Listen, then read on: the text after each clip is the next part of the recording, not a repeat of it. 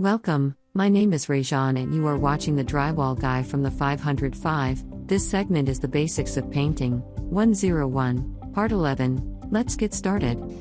Remember, when we start rolling your primer on, initially all you're doing is loading up the wall with paint, trying to get it even as possible, not too terribly heavy, but a good coverage.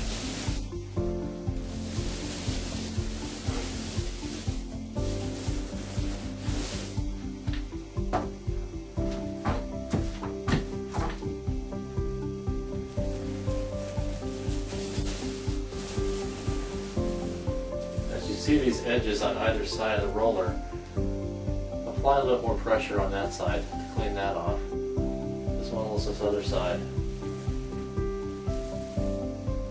Don't press too terribly hard because that could cause an indentation in the sheetrock, or in this case the drywall compound. But once you get your coat on,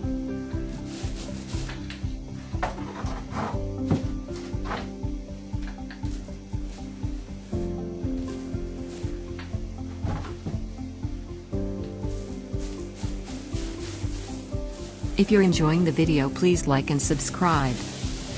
And ring the notification bell.